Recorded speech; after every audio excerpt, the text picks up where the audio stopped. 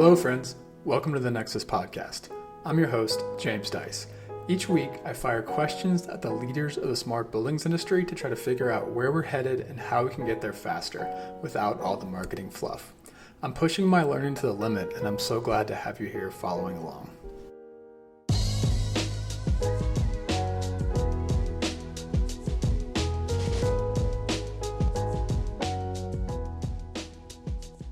This episode of the podcast is brought to you by Nexus Pro. Nexus Pro is an annual or monthly subscription where members get exclusive writing, podcasts, and invites to members-only Zoom gatherings. You can find info on how to join and support the podcast at nexuslabs.online. Without further ado, please enjoy this episode of the Nexus podcast. Episode 51 is a conversation with Rachel Kennedy, Digital Solutions Engineer at Switch Automation, and also my teammate in the delivery of the Nexus Foundations course. We talked about what's new at Switch, including Rachel's new role as a product manager for the Dx³ offering and why Dx³ is valuable in the building digitization process. Then we talked about what teaching the Nexus Foundations course has taught us about our industry and our hopes and goals for the course in the future. If you're wondering what the course is like, this is an inside look at where we're at as we gear up for Cohort 3. Without further ado, please enjoy Nexus Podcast episode 51. Rachel, welcome to the show. Can you introduce yourself? Hi, James. Thank you for having me today. I'm Rachel Kennedy. I'm a digital solutions engineer at Switch Automation, and I've been helping with the development of the Nexus Foundations course. Cool. And it's been so fun working with you on the course over the last year. Can you talk more about your background? How did you get to where you're at today in the industry? Yeah, so I studied architectural engineering both for my undergrad and my master's. And I actually came into the industry at a really opportune time at a WSP, a large engineering consulting firm. So right when we were starting to work on smart building projects. So I had the opportunity to dive in right away, working on large campuses, energy management control systems. So that was really exciting time to enter the industry. And then I actually moved to Switch about a year ago to work more on the implementation side, taking that design and programming that I was doing on the consulting side and actually bring it forward into operations for buildings. Cool. And you and I met when I was at NREL, but you were at WSP. I was trying to hire you, and then you ended up going to Switch, and then we ended up working together anyway, which is great. Can you talk more about your role at Switch? A little bit more about what you do every day? Yeah, so I'm sitting on the Smart Building Solutions team. So I work with clients from the very beginning when we're installing our device on the network, working on the network issues, and then beginning the integration. So getting all the systems to talk together, whether it's developing new drivers with our development team or implementing that and bringing it into the platform. So then from there, I get to do the fun part of the analytics and the visualizations and the logic to really deliver on those use cases that we do in the programming phase. And then on top of that, I get the opportunity to be product owner for digital device discovery or the Switch Dxcube product. So working more on how we develop that over time, working with the development team to bring enhancements, and then work with customers to understand where the opportunities are and where we can solve some of those problems. Right. Yeah. And I was on your webinar that you did a couple of weeks ago about the Dxcube release. So I definitely want to dig into that in a little bit. Let's though build on the last episode first that I did with Deb. So I think it was episode 15. I'll put it in the show notes. Switch's CEO, Deb Noller, her and I kind of unpacked, Switch's approach to the market in that episode. So if you haven't listened to that, definitely go back and dig into that. So let's do an update on Switch. So that was 10 months ago. So what's new with Switch these days? Yeah, so Dxcube is our latest product release, but definitely bringing more down the pipeline. But some of the really big things is we're really evolving to be more of an operating system for buildings. So highlighting and leveraging a lot of our multi-system integration. So those drivers, bringing the data together, normalizing it, tagging it in a central place, and then having the applications on top of that, whether it's the FDD, the visualizations, sharing data elsewhere. So really working on that operating system of all those systems together in one place, in one platform. I see. And that's sort of I would call it a buzzword. It's probably a buzzword at this point, the building operating system, right? So is that kind of how you guys define that buzzword, where you're connecting all the devices, basically all the silos, as we talk about in the course, right? And then you guys have your own applications that you can do with enable with that data, and then you're saying, you can plug in other applications as well? Exactly. So I think where we're highlighting that operating is having all the systems in one place, like you said, bringing those silos together, and then how we can leverage that and really creating that environment so the applications are the best for the use cases that are defined. So whether those are our applications or applications that the client might have, if it's tenant facing app, for example, to bring that building operation together. Cool. All right. All right. What else is new? Yeah, so then I think another exciting part is go to market is changing quite a bit. So where we had traditionally fostered and focused on direct customers, we've been growing to more OEMs, and now we're even looking for partners. So we have a few initial partners, but continuing to expand that with companies that are innovative, technical, want to really help foster and develop some of those applications and features. So working and collaborating with them closely. Awesome. Okay. And Deb's in Singapore right now. Is that sort of network of partners developing kind of across the world these days? Yeah, Deb is in Singapore and we've been expanding there, working with partners. And then we're also actually just expanding into Europe as well. So we have a new teammate who joined our team, as well as some contracts and OEMs that are starting out in that area as well. So we're starting to grow more globally, which is really exciting for us. Yeah, really cool. Really cool because most of the team that I know is here in Denver. And so it's like kind of puts, Denver, Colorado on the smart buildings map, which is super fun. Let's dive into Dx³. Can you just kind of talk about what it is and maybe how it kind of became its own thing, sort of distinct from the rest of the building operating system? Yeah, so Dx³ is our digital device discovery, and it really came out of conversations that Deb was having with clients where they just wanted to understand what is in their building. And it's so foundational to implementing a smart building strategy or program is understanding what's there. And so we were using it as a tool to validate and understand what's there before we were moving forward with the integration. That reduced our risk. It helped us evaluate the amount of time and effort that was required and work on some of those integration issues up front before we started bringing in all the systems. And so we actually noticed that it was a valuable tool for others as well to do that, whether it's a portfolio or program. So it's separate from the platform in that you're not required to integrate data to keep moving forward, but it can allow you to do that first step of your smart building program one time. You can also do it continuous. That's an enhancement I'll talk about when we talk about that a little bit more, but really to separate it from not needing a SaaS model, but really can just get started and do an assessment. Cool. And I wanted to zero in on the word sort of assessments. That's an entire week of the course that you and I created that we'll talk about in a little bit. But what is the value of this assessment step? Like, what does it sort of avoid for people that are hoping to make their building smarter? Yeah, so I think one of the big things that we also highlight in the course is there's so many different stakeholders involved in the design and operations of buildings. And there's often a separation between them. So not always, whether it's different budgets, different projects, different visions. And so sometimes you'll see that a company at the corporate level will set a strategy and a timeline without necessarily knowing what's at the site. And that makes it really hard to deliver on either a pilot project or a very short timeline for a strategy. And so if you step back and really do an assessment and understand what's there, what data is available, whether you can even communicate to it, and have an asset, not registered, but asset list, you can really then set a strategy or a pilot program that can be successful and can be realistic. And I think that's often where we see pilots fail, is because that step isn't taken. And so I think the snapshot of what you have is really a foundational step to creating a strategy. Yeah. So what devices do I have? Which devices are on the network? Which devices am I not seeing that I expect to see on the network? Right. What protocols are those devices speaking? Like those kind of questions don't get answered up front, and then you like expect to have a successful project, and you end up hitting what we call landmines.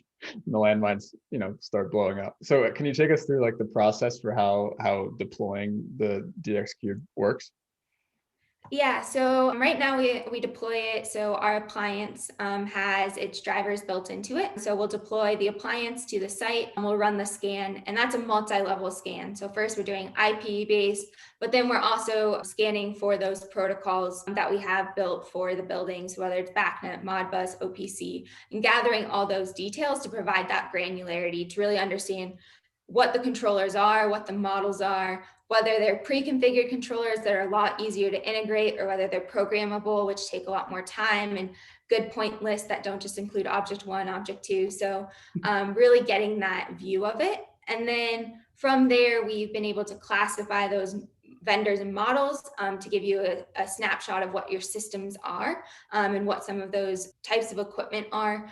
Really just from that database we've been able to build across our portfolio.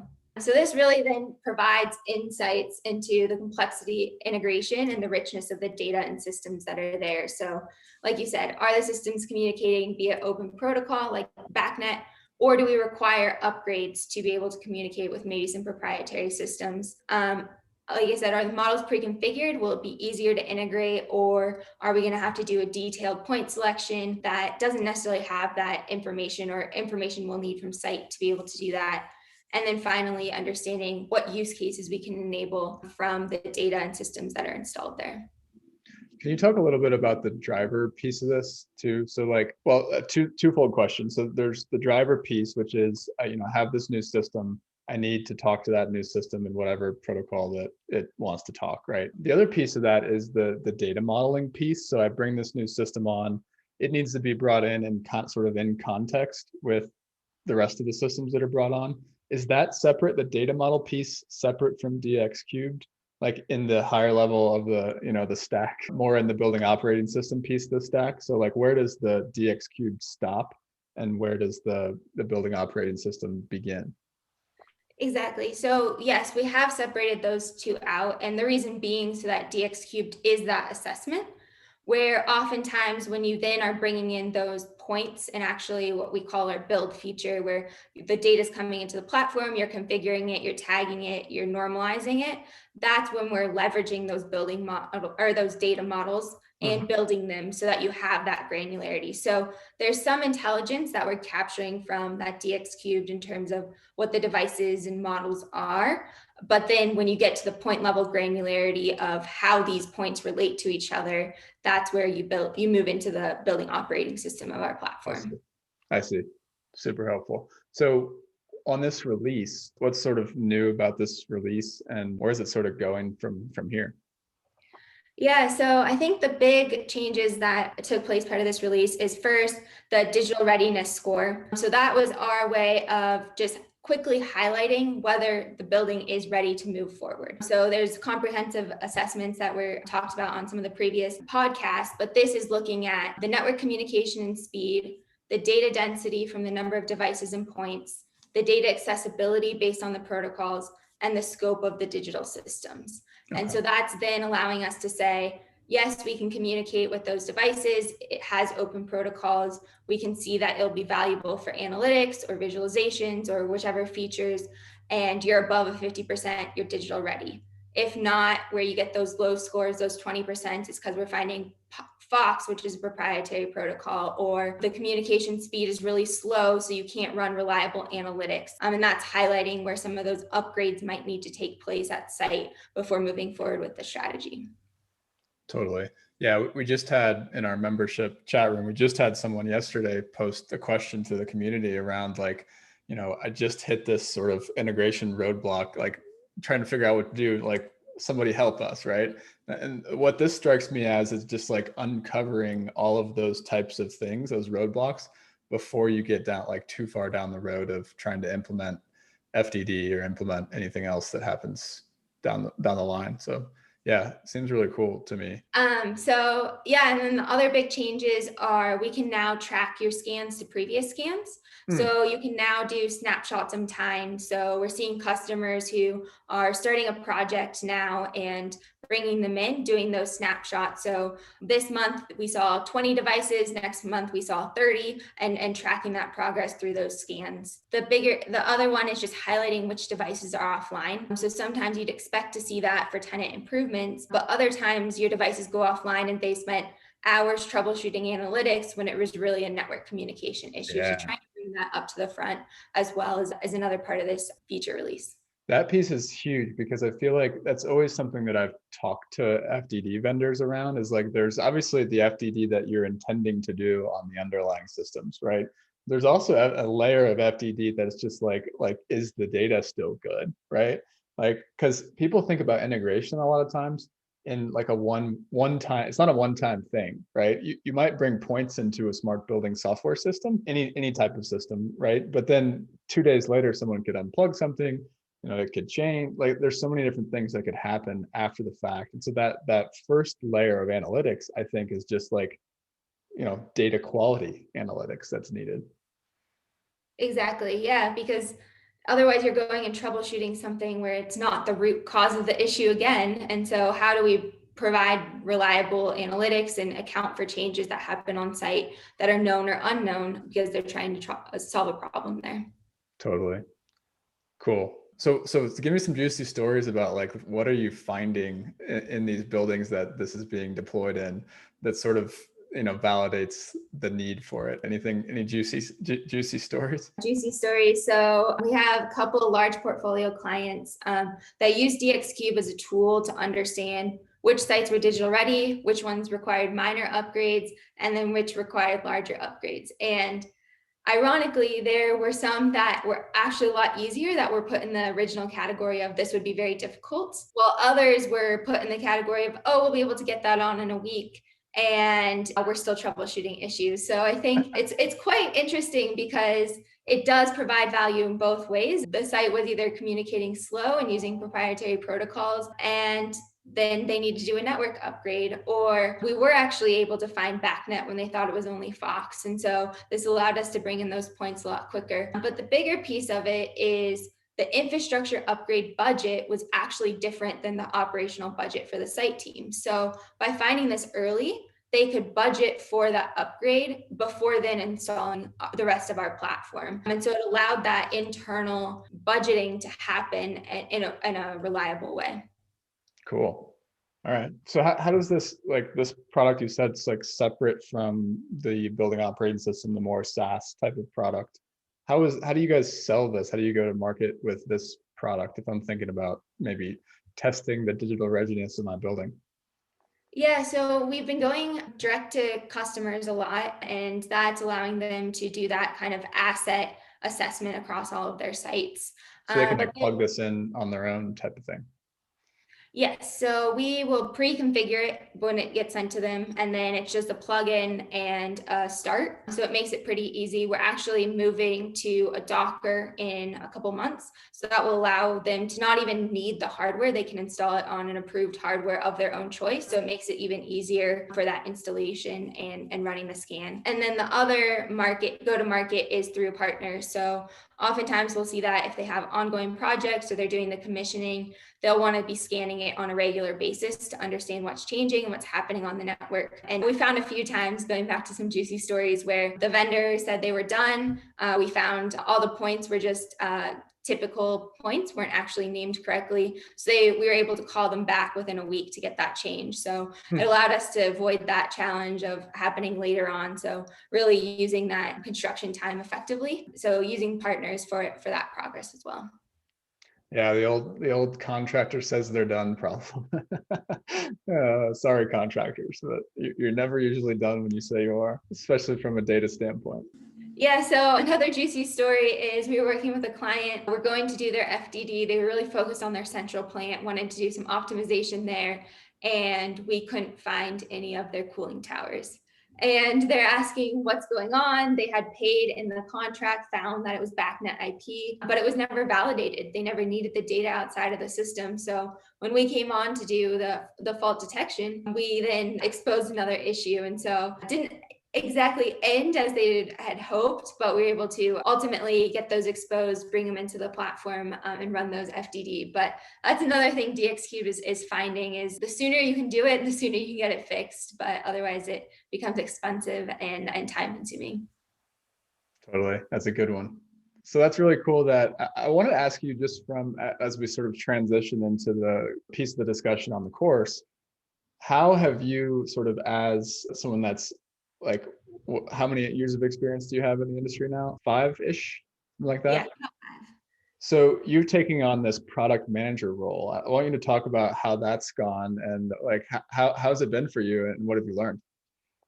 Yeah, I would say it's been a big learning curve in a lot of good ways. I think the course has helped in that because I've been able to hear a lot of these problems that people are having across the industry, and then think about how we can solve them, what we can bring that helps them in real time. And so translating that understanding of what the problem is to a technical software programming Yeah. is a very different skill set. And fortunately, we have a very patient, smart team who is willing to work with me. But the other aspect of it is the testing of it. So you have a vision, you run it on a few sites, and you find more issues. And so then how do you evolve the product to now solve the new problems that you're finding versus the problems you thought only existed? And so it keeps you on your toes.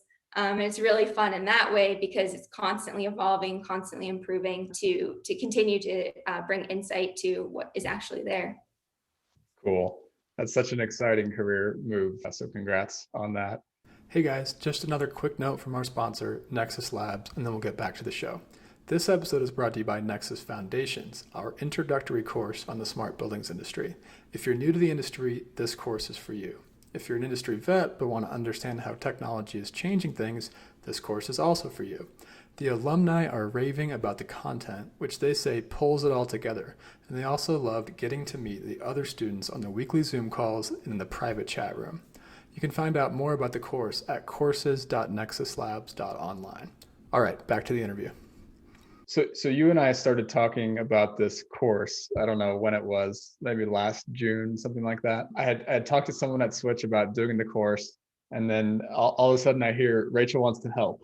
So I don't remember if it was you or, Patty or Deb or somebody said, Rachel wants to help. So it's like, all right, awesome. So first of all, I want to say thank you. We're two cohorts into the course, and you've been such a awesome help in sort of getting it off the ground. So thank you. Now that it exists, it's here a year later. Thank you. Thank you. So we've taught about 70 students so far, something like that. I want to hear what you've learned from meeting all these people and all the time we've spent with them. What are the top 3 things you've learned from meeting the future smart building nerds of our industry? Yeah, I think the first is that everyone's coming from such different backgrounds. So we have the very technical integration specialists to the business side that are interested in how smart building strategies work together. And for being so young in my career, it's exciting because it shows that there's so many different ways to move into the smart building industry, and it's not a straight line. And so it also adds to the conversations of how we're holistically approaching this problem, this opportunity from all these different angles and working together to do that. So I think that's a big piece. I think the second is just the curiosity and brilliance of all these people. So yeah, I guess the second one is just how curious and interested everyone is in and learning, which makes it pretty exciting to solve these problems collaboratively and create really truly smart buildings. I think we're still a little bit of ways away from that, but definitely the brilliance is there with this group of people. So I'm excited to continue to learn with all of them. And then the last I would say is just a lot of different people have tried and approached smart buildings in different ways. So it brings those perspectives to understand those landmines, where they are, how to solve them, and hopefully how to avoid them. So I really enjoy the breakout sessions for that reason. And sometimes when the students go on little rants, you actually learn a lot through it. So it's pretty exciting there. Yeah, we get some amazing rants. There's a lot of history. The concept of smart buildings has been around for a long time, right? And it's still so nascent at the same time. But there are a lot of people that have hit the landmines in our industry. And so I love hearing the stories as well, even though, there's a lot of like pain and heartbreak built up in them. Just like I've had, my fair share of landmines. It's still fun to hear, people talk about this, that, and the other thing, sort of blowing up the project. And so it's like ends up being sort of like a group therapy in some ways too. Some people have called it. But I love that. That's one of the things I've learned too, is like our industry is so dynamic right now and fast moving, but it's also dynamic in terms of the number of people that are wanting to be involved in it and wanting to make a difference in it. I mean, if I listed out the quote unquote like jobs that people currently have, of those 70, there's probably like 50 different jobs out of the 70 students so far, anything you can think of, they've been in the course so far. So it's been this really, really cool cross section of different people. Let's talk about this concept of champions. So I don't know when this came up when we were developing the course, but at some point the word smart building champion really got defined out and really became one of the main thesis of the course, that basically our industry needs more champions, and not just champions, but internal champions. So internal to a building owner organization, they need a lot more people that sort of speak the language, they get it. So let's talk about this champion concept for a minute. What are your thoughts on the smart building champion?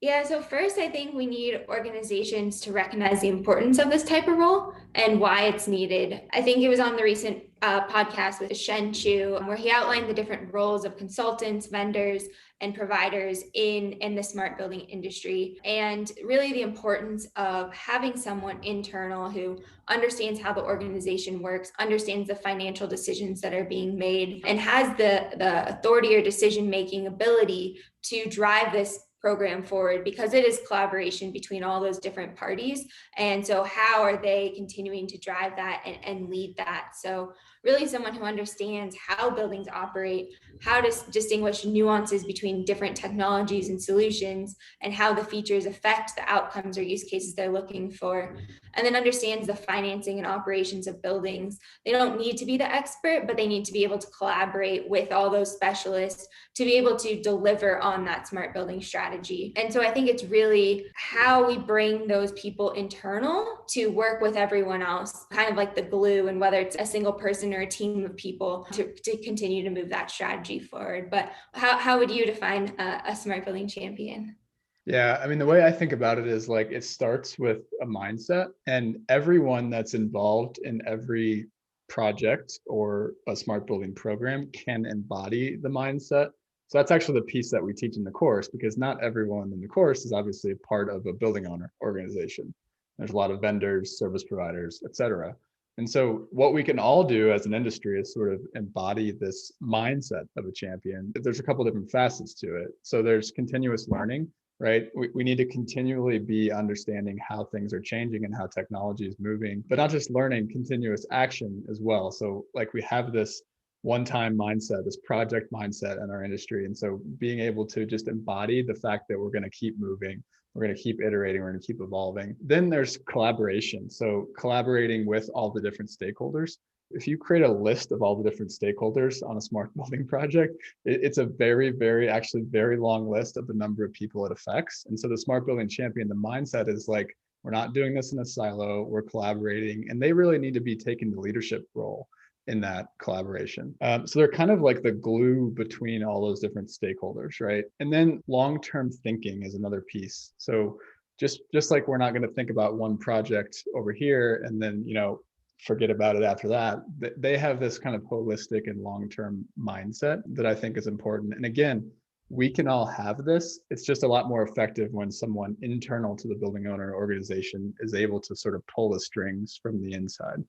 So how do you see the course skilling people up for that role? And is it connecting them just to that community and to the right technical discussions and resources and how to have those conversations, or teaching that mindset and then allowing them to dive deeper through the course?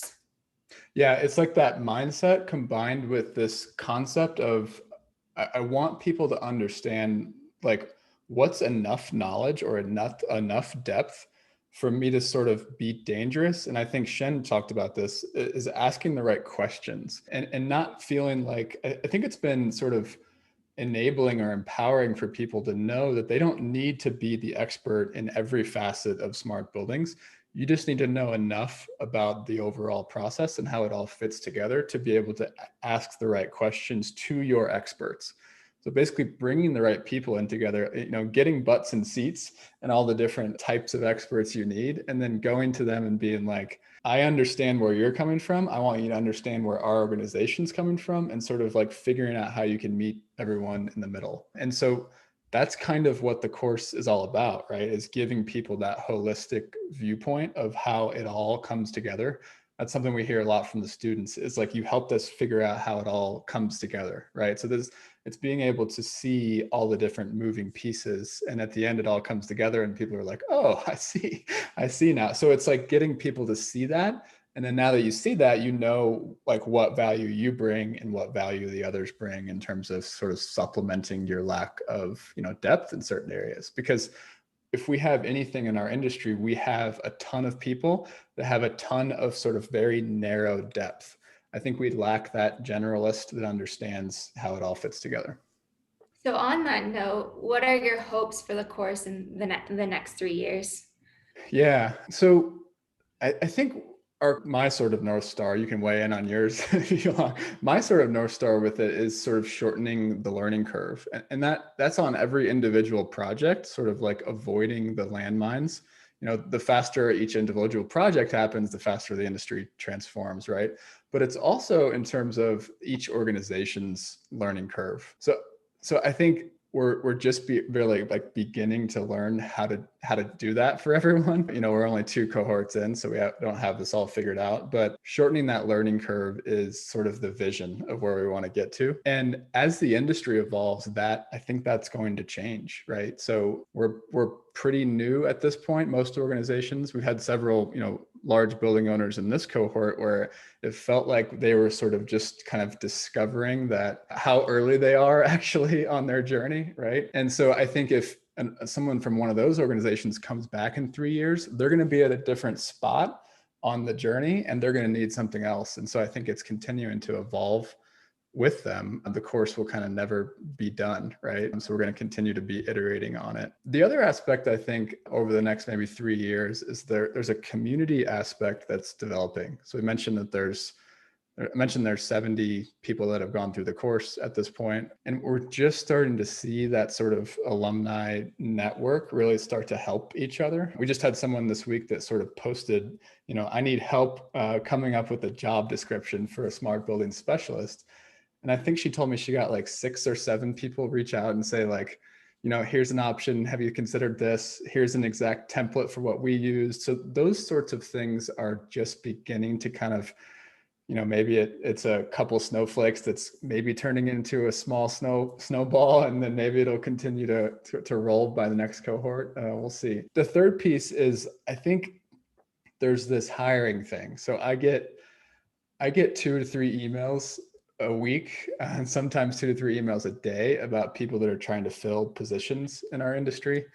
And so I know that we're in this growth mode, right? And I think in terms of the hiring piece, I'm not sure that I can help with the hiring, but like the onboarding, the course is really, really well suited for someone who's very new or very brand new to our industry that just doesn't have that context of how it works.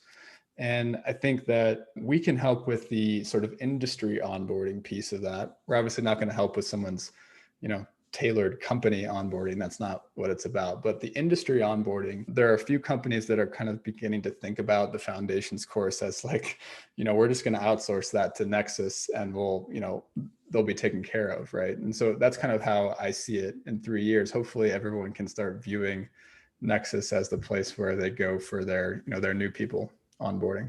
Awesome. So speaking of onboarding, we've had a couple companies where they've brought a team of people into the course so that through the course they could develop their strategy, learn a framework, and have that common base foundational understanding.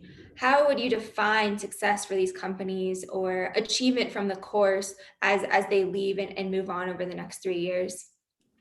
Yeah, so the main sort of framework that's sort of underpinning the entire course, right, is this concept of a smart building strategy.